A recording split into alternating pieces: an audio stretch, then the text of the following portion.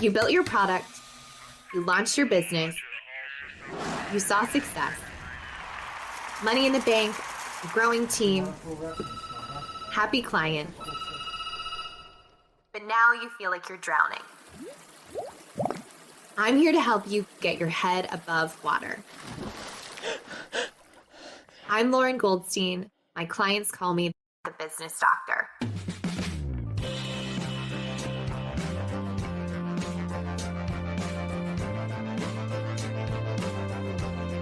Together, we'll diagnose the root cause of your business worries, whether it's your people, your process, or your product.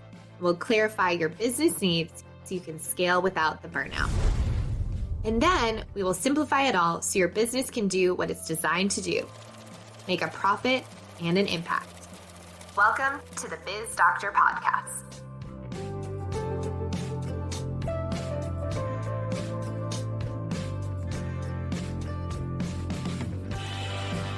Welcome back to the show. I'm so excited about today's show because I have special guest Kaitlyn Carlson, one of my good friends and resident financial expert advising top female entrepreneurs. Today, I'm chomping at the bit to dive into these 3 critical intersection points between business and finance. Why business owners need a financial plan, determining whether you are a lifestyle business or an enterprise business, and the importance of a financial success team, and how those all relate to phase 1, 2, and 3 of business.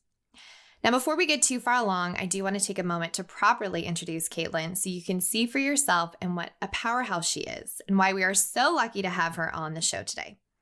Kaitlyn is founder and CEO of Theory Planning Partners, a boutique wealth creation firm for the top female entrepreneurs in the United States.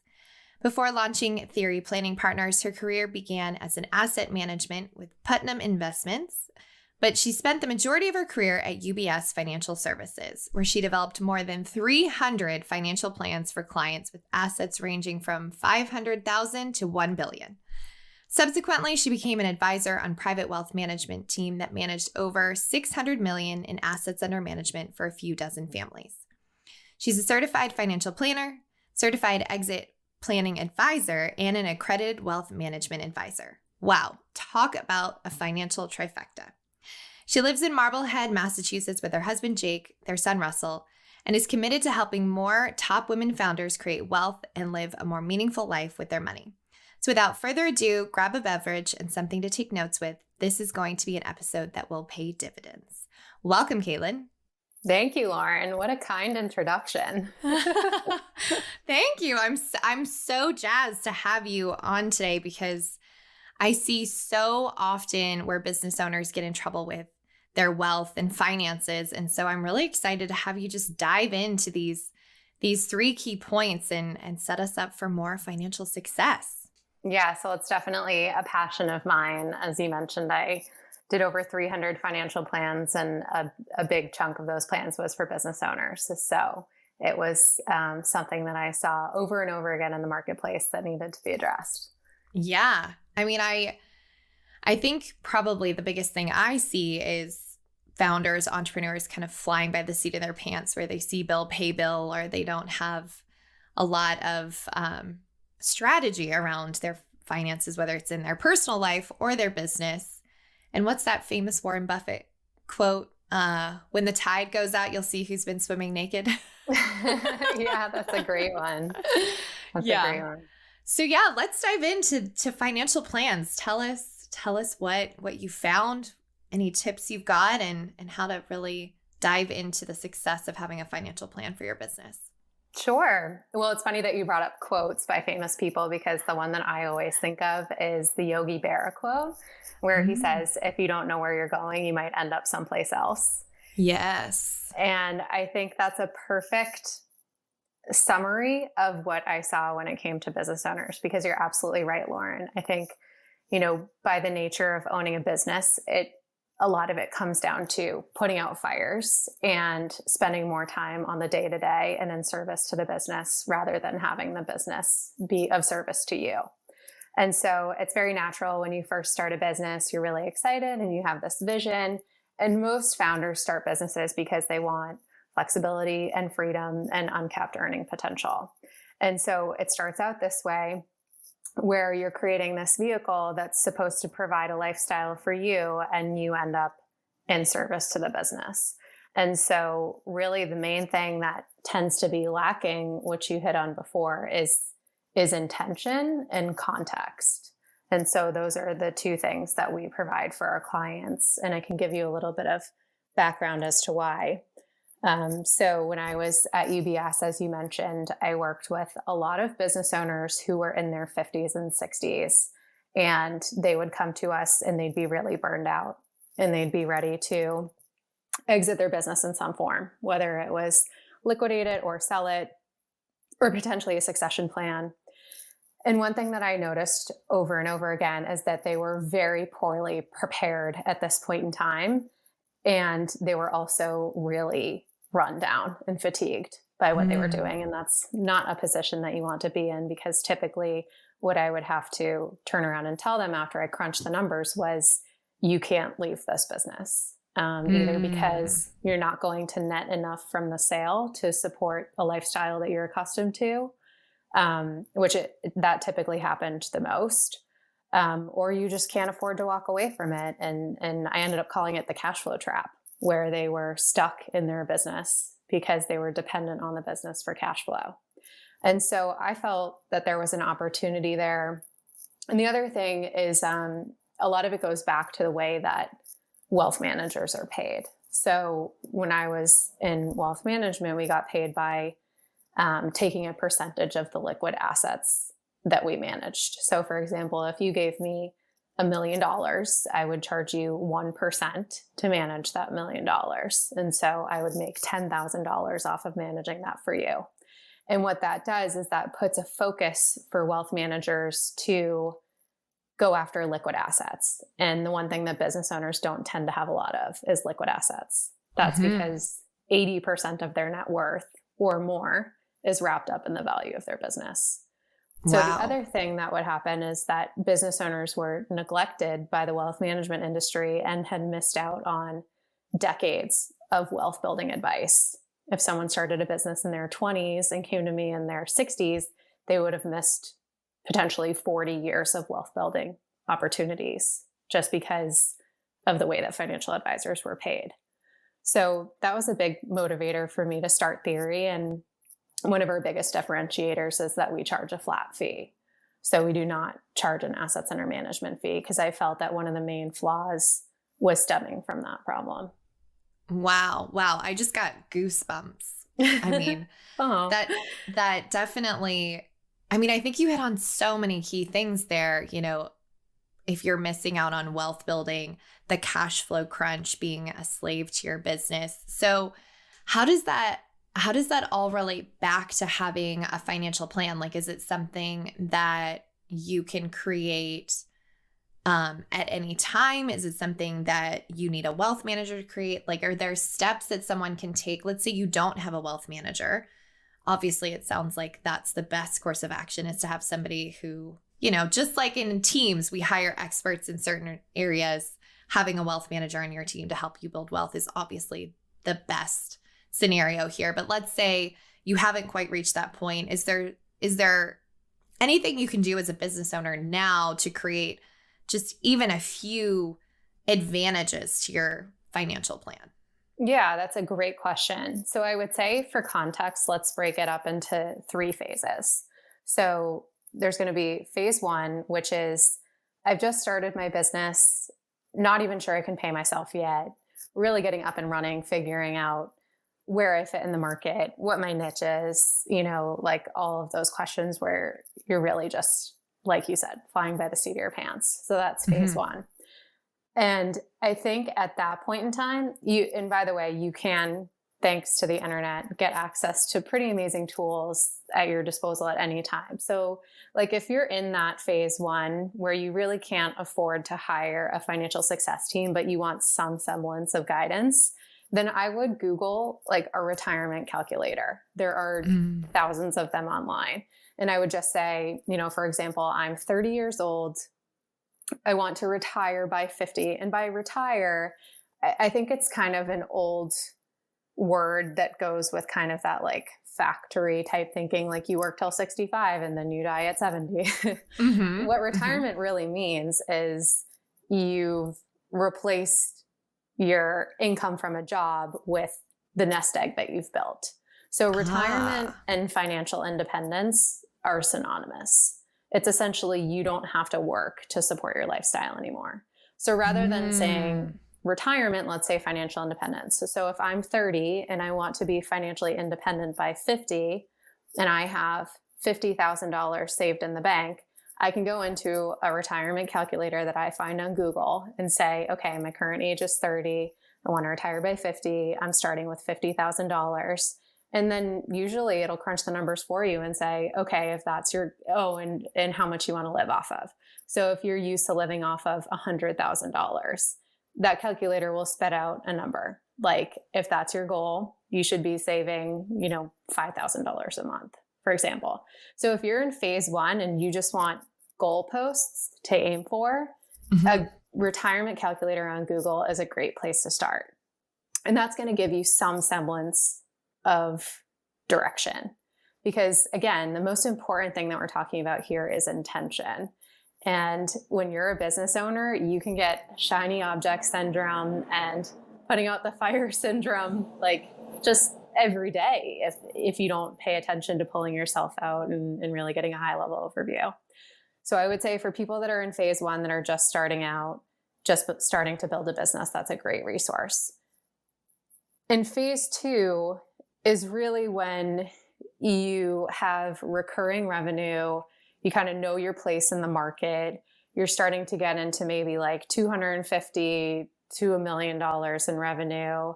And now you're starting to decide, okay, like this thing is taking shape. And this is when people started to get into the question of, am I building a lifestyle business or am I building an enterprise business? And so by that, I mean, when I say, are you building an enterprise business? I mean, are you building a business to sell it? Is that going to be an asset on your balance sheet? Because that too is going to go towards your financial independence number someday when you go to sell it. Anything that's not being built to sell would be considered a lifestyle business. And so there are differences here because if you're building a lifestyle business, then you need to be very cognizant of the cash flow that you're taking from that business and make sure that you start building your financial independence away from the company because you're not going to have an asset to sell.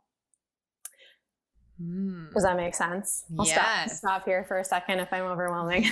No, this is great. And I know in a smidgen of time, we're going to dive deeper into the difference between lifestyle and enterprise. So I think it was perfectly touched on in this moment. Yeah, that makes perfect sense. And personally, I've never really thought about it in those two ways. So yeah, keep going. I'm enthralled. This is great. This is great. Okay. So at some point in time, like you've become successful enough that that's going to become pretty clear. And with an enterprise business comes hiring teams, which is where someone like you comes in. Because if you're going to build a business to sell it, you have to build something that can stand on its own, that's attractive to a buyer that would want to come in and purchase that from you. So that's where we start steering into two different paths.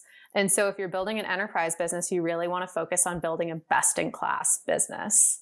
And so you want to be aware of what's the value of that company, what's driving the value of that company, and how can we improve the value of that company and make sure that you're on track for meeting those personal goals. Because again, I'll give you another example. So I have a client who wants to retire in 10 years and she wants to be able to spend $250,000 a year.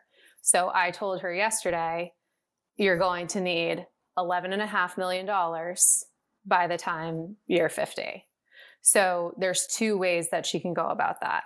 She can either build her company and sell it for $15.5 million minus taxes is going to give her the 11.5, or she can start saving $38,000 a month.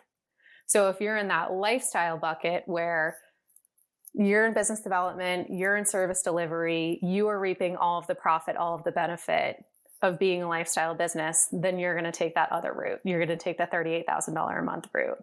But you need to have that number when you're 40 versus when you're 50, because you will have missed out on 10 years of compound interest, if that makes sense. Yeah. So having these goalposts to work towards. So when you start to get into that maturity of a business where you're like, I know what I do, I know what I want to build a team or I don't want to build a team, that's when you need to decide which direction I'm taking. And by the way, it could be a combination of the two. So you could save $20,000 a month and sell the company for $5 million and arrive at the same place. And so that's really like where my work starts to come in, because now it's not just a retirement calculator. Now it's much more complicated. And so I would say in phase 2 is when you want to start to build your financial success team, is what I call it. And so people that you want on your financial success team are a financial planner, a CFO, a an accountant who also acts as a tax strategist. And we kind of push our clients to make sure that they have a proactive tax strategist. You want an insurance agent because you want someone making sure that you're protected, the company is protected. Things like disability policies, life insurance policies, but also cybersecurity, like things that are going to add to the value of the company. And then if and when we get there, an estate planning attorney, if it starts turning into a more complex business, which takes us into phase 3. So phase 2 is I'm deciding whether I'm lifestyle or enterprise. And then I would say phase 3 is like the ultimate maturity of a business where I've chosen the enterprise route. I'm running probably a multi-7 or 8-figure business at this point, and I need to start to make decisions that would make this attractive to a buyer. In phase 2 and 3, actually in all 3 phases, the 3 things that are always changing at any given time are your personal life, your business, and the tax landscape or federal legislation. So that's a lot to manage, right? Yes. That's why this is a full-time job for us. So my team, once clients start getting into the 7 and 8 figures, they don't have the bandwidth to play the quarterback between their financial success team. So that's where we come in and do that for them. And by the way, like even companies that I used to work with at UBS, companies that had $80 million revenue, $240 million revenue, still didn't have effective communication amongst their financial success team. And that's really the most essential thing, whether you have, a $2 million business or a $200 million business. And again, I think a lot of the problem goes back to the way that people are paid. No one's really motivated to take the reins and quarterback that team for anybody. And so it ends up falling on the business owner, who usually has the least amount of time and the least capability to be running that team. Yeah. I actually want to talk a little bit more about a financial success team, because I actually saw this play out in our family business quite recently, actually. So I think that a lot of my clients, other entrepreneurs, we started a business, to your point, because we wanted more freedom, uncapped earning potential, flexibility, etc.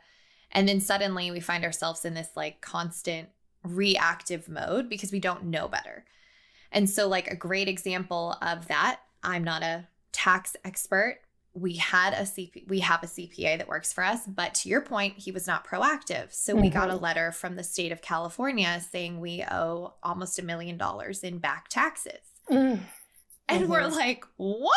Like, number one, we're not a California corporation. This is like highly, highly inflated. Like the revenue that they pulled was not even close to right. And we pay sales tax because we do, for this family business, we operate out of horse shows. So it's a mobile thing. Anyway, long story short, it so clearly showed me, because we talked to other entrepreneurs that have similar businesses and we said, are you paying like taxes? Have you been filing this form? And they're not filing the form.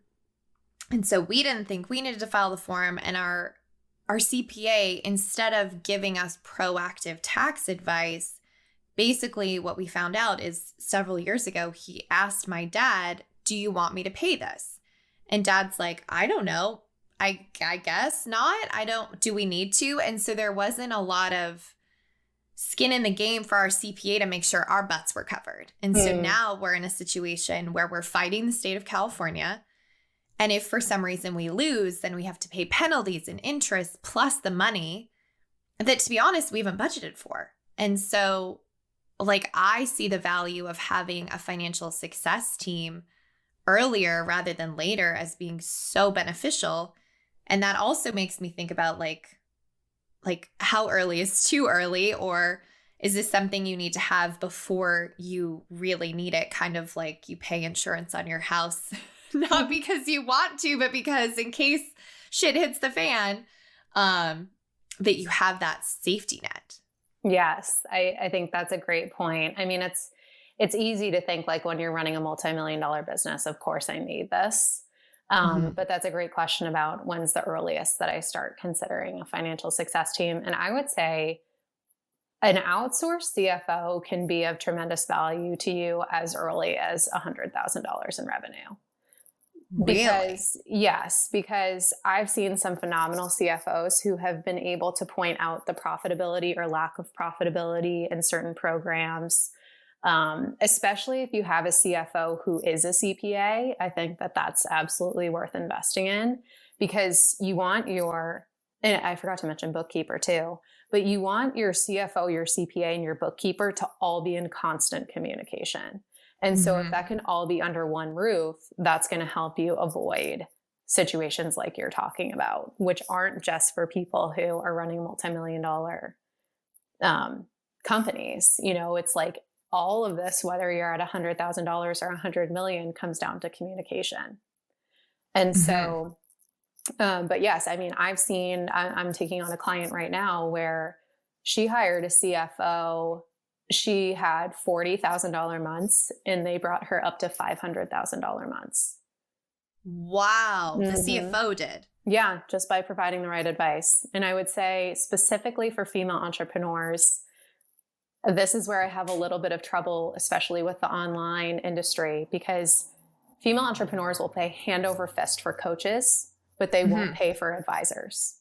And advisors are the people that are going to give you advice, give you direction that's really going to affect your bottom line. And I don't think female entrepreneurs talk about the hard numbers like they should. They talk about the soft side of things. They talk about, you know, like manifesting and all that stuff. And of course, yes, there's a place for it. We all need to be in a mentally healthy space, you know, emotionally, mentally, spiritually, to be able to run a successful company. But we also need to take a look at the hard numbers. And if that's not your strength, then I would highly recommend hiring a CFO.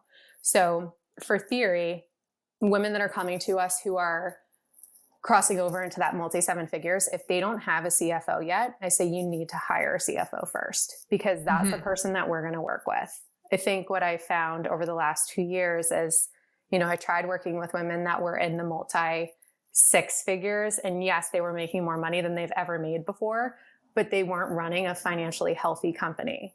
And there's only so much I can do for someone whose company is drowning financially. You know, like what good is that if it's not, especially right now where we're likely headed into a recession. A company that doesn't have a healthy balance sheet is going to have a hard time making it through a recession. So a CFO is going to help you prepare for situations like this, having 3 months to 6 months of cash on hand, having conversations about where you can cut expenses or where you're overpaying for advertising or marketing, having conversations about who should be the right hire. And also like being able to bring someone like you in, Lauren, like where do we need a specialist to come in? Because a CFO can't do everything, right? Like they'll give you the high level guidance in terms of numbers, but you know, this is where it's like having someone like you come in to help build out a team over the long term will pay dividends, like you said before, because hiring the wrong people is, as I'm sure you know, incredibly expensive. Incredibly expensive. I'm still reeling that you broke my brain that a CFO came in. I mean, I know how valuable they are, but he came in, or she came in, $40,000 months to $500,000 months from like the financial advice that came from a CFO, which I think is just so powerful. Obviously, this is probably the exception, not the norm, but maybe that is a hidden gold mine, which actually makes me ask the question of, I think I see a lot of entrepreneurs who think that because they have a bookkeeper, they're covered. So tell me a little bit more about your perspective of bookkeeper, accountant, CFO, and like the roles that they play in a business and your financial success team. So I would define a bookkeeper as more of like a compliance role, making sure that you're falling in line with everything and that everything's organized. Especially like if you are building a company to sell it, having organized financials is a must. The CFO and the accountant, this is where having discretion and doing your research can make a big difference. Because I think that a CFO can provide strategy, and strategy is what's going to help you grow. So compliance will keep you safe and organized, but strategy is what's going to help you grow. Same thing with an accountant. There are a lot of accountants that are backward facing, that are just number crunching. You want an accountant that's more of like a strategist that can not only say like, this is your projected tax, but this is your projected tax and here's how we can save on taxes. Now, my one caveat with that is there's a lot of stuff, again, on the online world where tax strategists talk about all of these mechanisms where they can save you hundreds of thousands of dollars per year. That may or may not be in your best interest long term. So that's where I would come in and say, yes, bringing someone's salary down to $20,000, of course, is going to save them taxes, but that's also going to hinder their ability to max out their 401k, for example. So is that really in their best interest long term? No. Which is why you need all these people communicating, because the only goal that really matters is the goal of the business owner long term. And paying taxes is just a byproduct of being successful. So it's almost like you're cutting off your nose to spite your face. Yes, you're saving a ton on taxes, but you're also not putting anything towards your own financial independence. And so is that really helping you? It might feel like it in the short term, but not necessarily in the long term. Yeah. It's definitely a much longer, more complex game than I think anybody really understands. I mean, this has been so illuminating. And I think the other part that I want to touch on is you were talking about businesses that are unhealthy and, you know, where they don't have the cash flow and how to survive a recession. So let's say you have a business that, I don't know, I'm going to make up a scenario. Let's say $500,000 a year is what they normally do, but their expenses are like $400,000 a year and they have very small margins, very small cash flow. Like, when is a business so unhealthy that it doesn't make sense? And maybe you don't know the answer to this. It doesn't make sense to continue keeping the business, but it actually makes more sense to either shift it or close it, or I don't know, like how do you even determine if you have an unhealthy business, when to resuscitate it or when to call time of death? Because I think that that's something, the reason I ask that is because between what happened in 2020 and now facing another recession, like I think there are some business owners out there that are saying like, gosh, our cash flow is not where it should be. Like it's a struggle. Like when do we push through and like rejig things? And when do we say like, okay, this is probably not something that's going to survive the long term? Yeah, that's a great question. So that all comes back to my world, which is your personal goals, right? Like, what are we trying to achieve? And it's funny that you bring this up because and I would say this is to answer your question, this is a conversation that I have in tandem with your CFO. So we have a client where I had her get a valuation done because she wants to build her company to sell it. And even though it's fairly new, it's less than 3 years old, I want her to have an understanding of what she's currently built and what she would need to do to position it to sell it in 5 years. Because I think you hear a lot of stuff on the internet where it's like, you know, it's just out of touch with reality, with what it takes to build a business to sell it. It takes years to build a business to sell. And it was great to have both of us on there because the CFO was on there, and then also the valuation specialist was on there. So we're all looking at the numbers together. And I said to her, I know you have these other goals. Like, I know that you want to build a real estate portfolio. So is it worth your time to start this third business, to build it to sell it?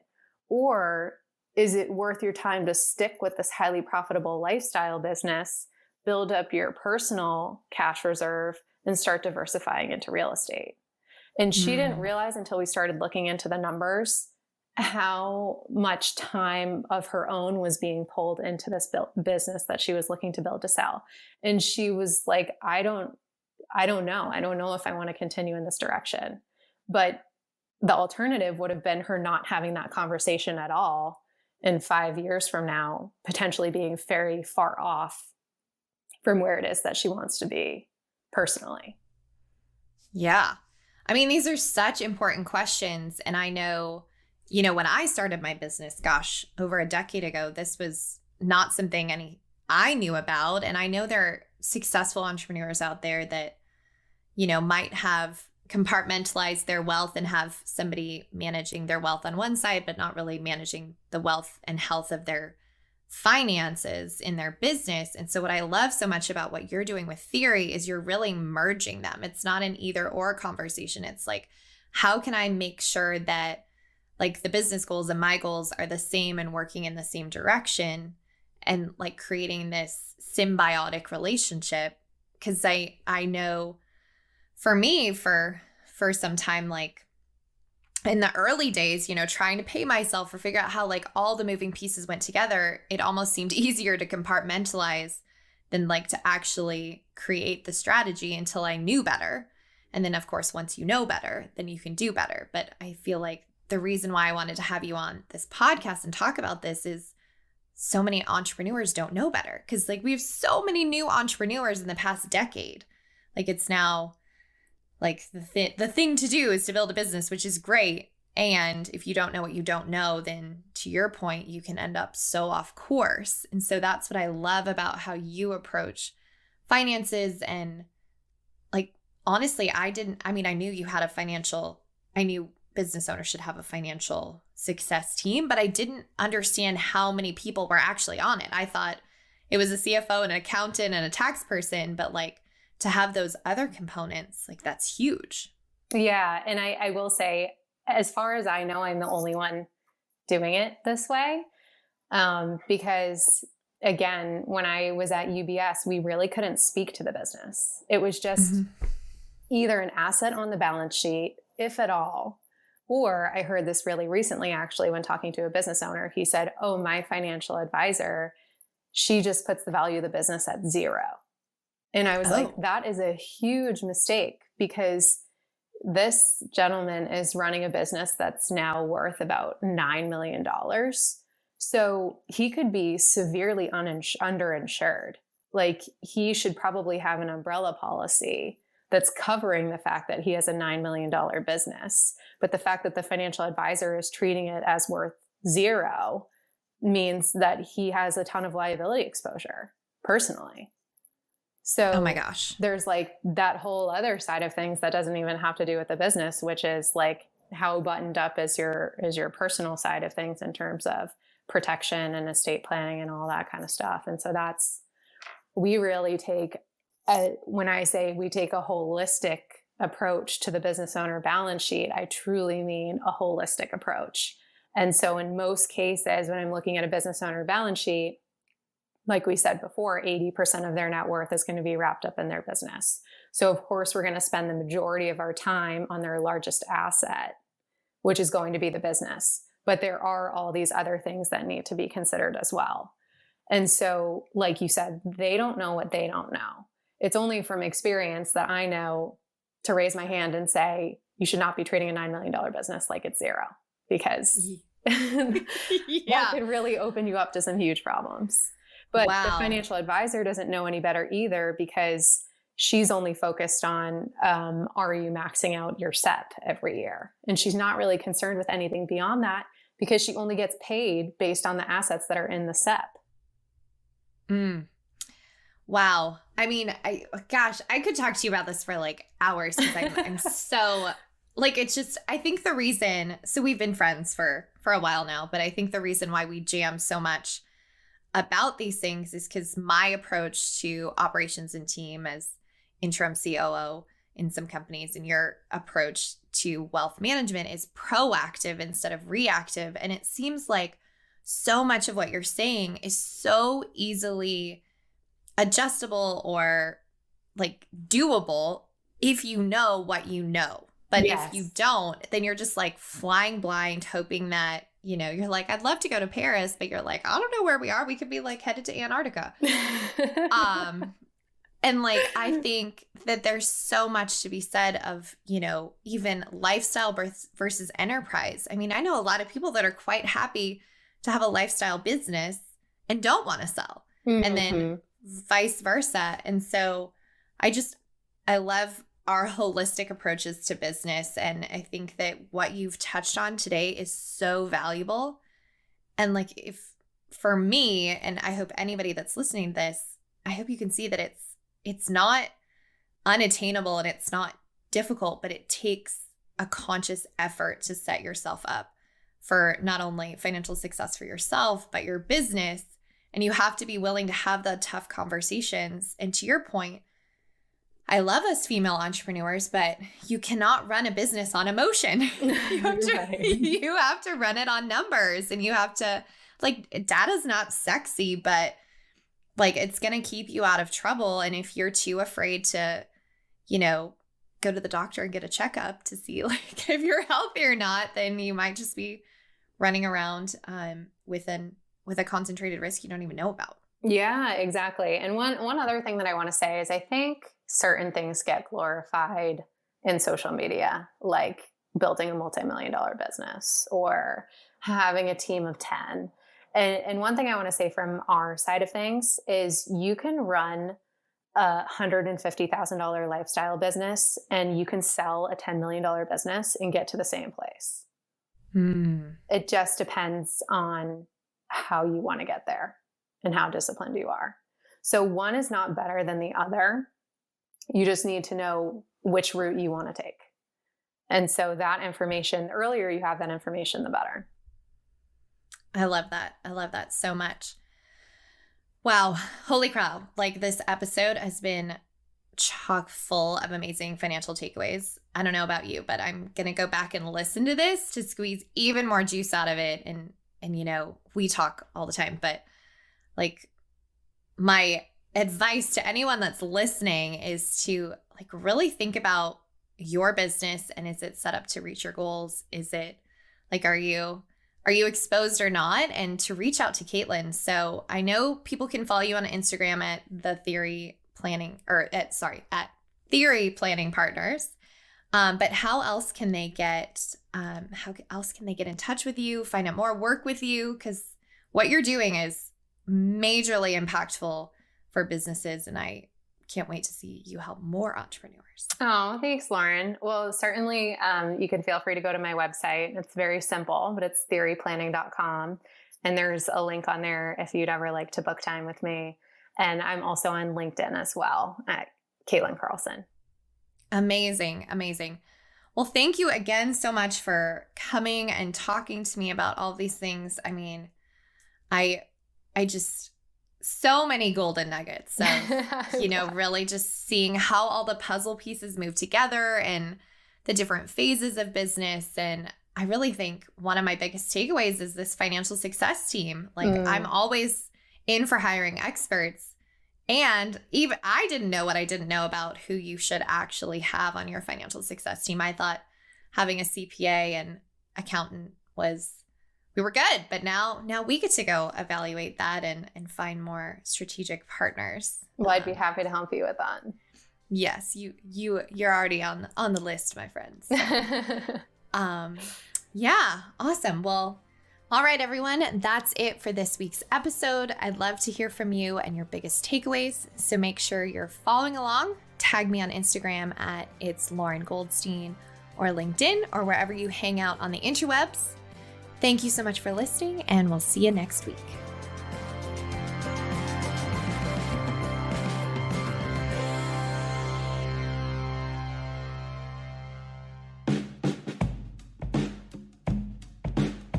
listening to the Biz Doctor podcast. You're probably wondering what your next steps are. So here are some options for you. No matter what, head to the show notes or to my website at goldenkeypartnership.com. That's where you'll find 2 awesome business resources to help you unlock your team and your business, plus more information about stepping into the C-suite with me and my team. The C-suite is the only container of its kind for entrepreneurs. It was created to give you the tools to bridge the gap that most entrepreneurs have, learning how to be an effective business leader, and also providing the mental health support that is necessary to build a world-class business.